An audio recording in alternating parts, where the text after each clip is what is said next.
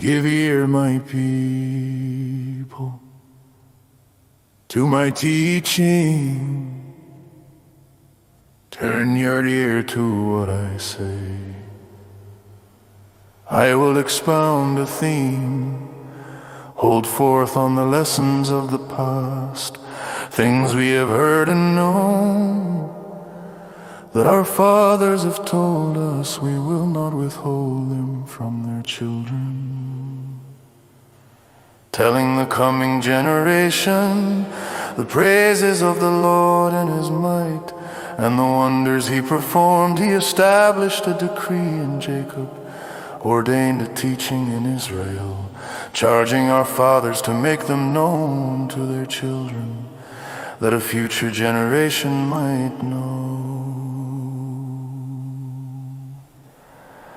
Children yet to be born, and in turn tell their children, that they might put their confidence in God and not forget God's great deeds, but observe His commandments, and not be like their fathers, a wayward and defiant generation, a generation whose heart was inconstant, whose spirit was not true to God.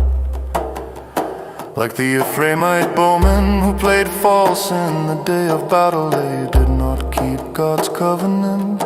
They refused to follow His instruction, they forgot His deeds.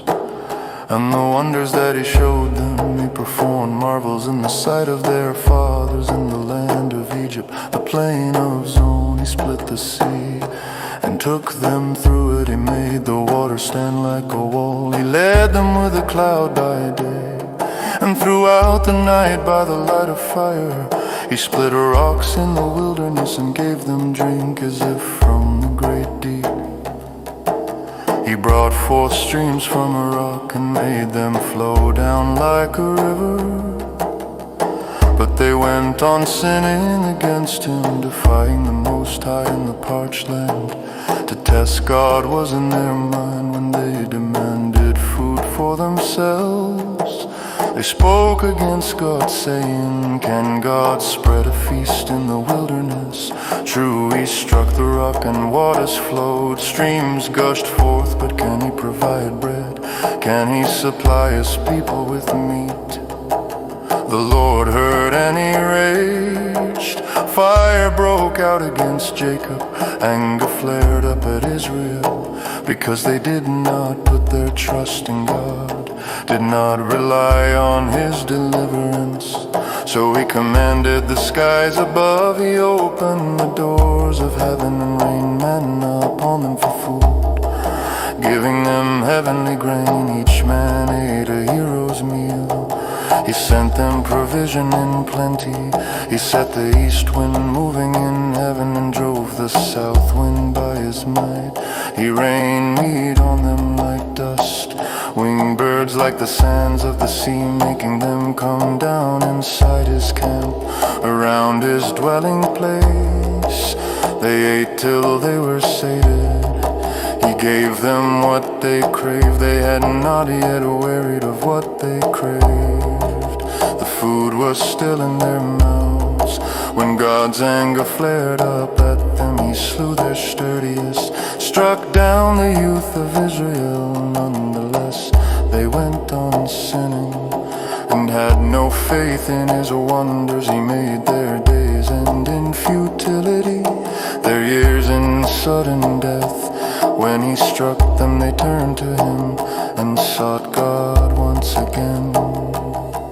They remembered that God was their rock, God Most High, their Redeemer.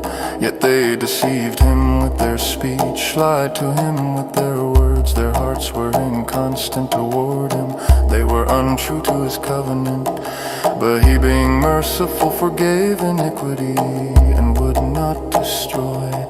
He restrained His wrath time and again, and did not give full vent to His fury. For He remembered that they were but flesh, a passing breath that does not return. How often did they defy Him in the wilderness? Did they grieve Him in the wasteland? Again and again they tested God, vexed the Holy One of Israel. They did not remember his strength, or the day he redeemed them from the foe, how he displayed his signs in Egypt, his wonders in the plain of Zone. He turned their rivers unto blood, he made their waters undrinkable. He inflicted upon them swarms of insects to devour them, frogs to destroy them. He gave their crops over to grubs, their produce to locusts. He killed their vines with hail, their sycamores with frost. He gave their beasts over to hail, their cattle to lightning bolts. He inflicted his burning anger upon them, wrath, indignation, trouble, a band of deadly messengers. He cleared a path for his anger. He did not stop short of slaying them, but gave them over to pestilence. He struck every firstborn in Egypt, the first fruits of their vigor in the tents of Ham. He set his people moving like sheep, drove them like a flock in the wilderness. He led them in safety, they were unafraid. As for their enemies, the sea covered them. He brought them to his holy realm, the mountain his right hand had acquired. He expelled nations before them, settled the tribes of Israel in their tents, allotting them their portion by the line. Yet they defiantly tested God Most High, and did not observe his decrees. He chose the tribe of Judah, Mount Zion he loved. He built a sanctuary like the heavens, like the earth that he established forever. He chose David his servant. He brought him from minding the nursing ewes to tend his people, Jacob, Israel, his very own. He tended them with blameless heart, with skillful hand.